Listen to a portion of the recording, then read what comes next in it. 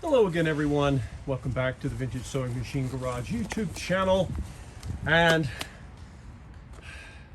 after waiting a very long time, and I know some of you have probably given up on the machine, on me ever trying to address its problems, this is the Kenmore 158.1941, made in Japan by the Maruzen Company for Sears.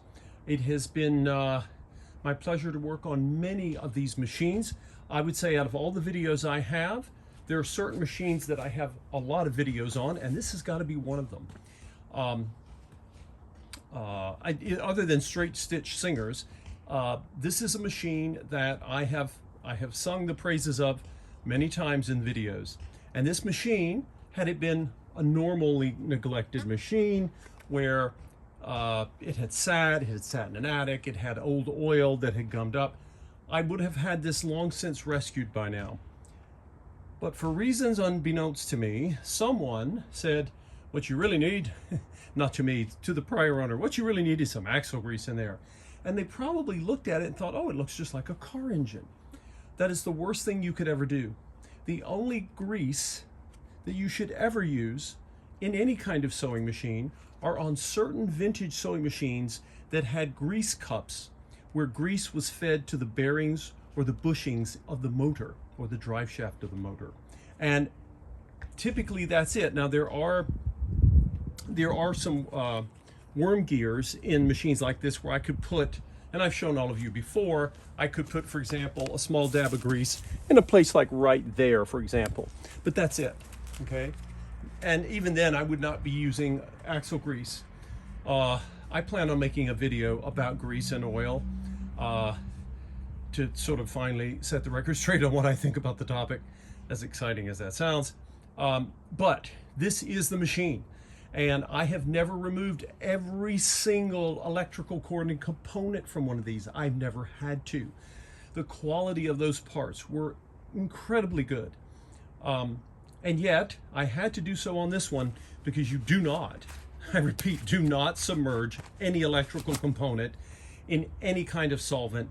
They do make what are called electrical cleaning solvents that are specifically made for electronics. But I even tried that to get rid of the grease, and it did not even budge. So this is what we've got, and it is now time. Now this machine is going to be soaked. The upper mechanisms, which are covered in grease, and then afterwards it is then going to be I'll turn it upside down or right side up and do the lower half. Okay, now I'm going to show you all. I was studying this because, again, I've never had to submerge a machine upside down, or at least I don't remember having done that. You tell me if I've done it in a video and forgot. But anyway, what we're going to do here today is get this machine into the bath, and I'm going to leave it in there probably a week. I think I've got about a week, maybe 8-9 days, where I still have some warm weather left, because when winter comes, no, I'm not an outdoor winter kind of person. So this is what we are planning. We're going to submerge this Kenmore. And when I was looking at the machine, by the way, I was trying to imagine, okay, if you're going to let a machine rest its weight on something, will it damage anything? One of the first things I thought about, of course, is one of the most vulnerable parts of a machine is the side door, right? It has these little mini hinges, and you never want to put weight on this in any way. But I noticed that when this machine is upside down, I've actually got my presser bar rod here, and this is pretty stout. The other thing to mention, and I noticed this when I picked this machine up to replace it where the Singer 66 was that I just made the video on. Hopefully we're going to have more success with this Kenmore than we did with the Singer 66. The body of this machine, the Kenmore, is aluminum, so it's much lighter than the Singer, even though all of the wonderful drivetrain components in the Kenmore are still that really high quality steel.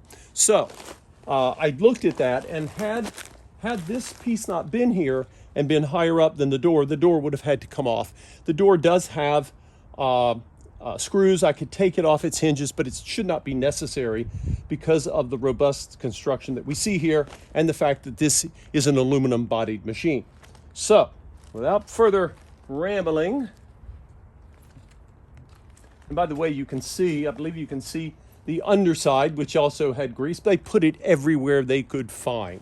So what am I going to do? I'm going to place the machine just like this. Now, one of the things I'm noticing, it's been a little warm here. I've had this in the shed outside. I've told all of you that kerosene does not evaporate as quickly as other solvents, and that is true, but it does evaporate. And I have a gallon in here. I'm probably going to get another gallon and add it to bring the level up. And everything that's left on this machine now should not have any issues with being exposed to kerosene that I know of. So, because I'm only getting a few inches, now there's another method. You can take something that you don't value that would take up room, like an old wooden block, and I could put that in there, and that would help, as long as it didn't float, it would help bring the level of the kerosene up. I might try that, but in the end, I'll probably just get another gallon of kerosene and see if we can get that level up. And then the machine is going to sit for a week. And then, actually what I may do is let it sit for half a week, we'll see. And then I want to turn it over and get the other side soaked in kerosene. And then we will see, because this is the Kenmore's last chance. Those of you who've been telling me all along to use kerosene, you'll probably have the last laugh and say, see, we told you. It's not that I don't believe in the power of kerosene, I just know that I don't want it in my house, and I don't want to inhale it because I have no use for that. I don't love the machine that much. But anyway, there it is. The upside down, trying last ditch effort to save this machine that was built so beautifully in Japan in the 1970s for a retailer that was once one of the greatest retailers in all of American history. Had stores all throughout the United States and in Canada, and is pretty much gone. But the legacy of selling quality products with a satisfaction guarantee, look what we're left with. We were left with a lot of these were sold. Remember what I've told all of you, Singer was the largest sewing machine company ever in terms of both consumer. They were also involved in industrial. They built a global empire. The second biggest seller of sewing machines was Sears. It's hard to believe just how powerful and impressive Sears was once upon a time. But here we are. This is what we're left with, an upside down machine covered in grease. So anyway, hang in there, folks. If you're still with me after all this time, we're about to find out if this in fact is going to work. This is my last option. But I decided it was time. I didn't want to wait another winter, because I keep promising people, well, when summer comes, well, summer's almost over.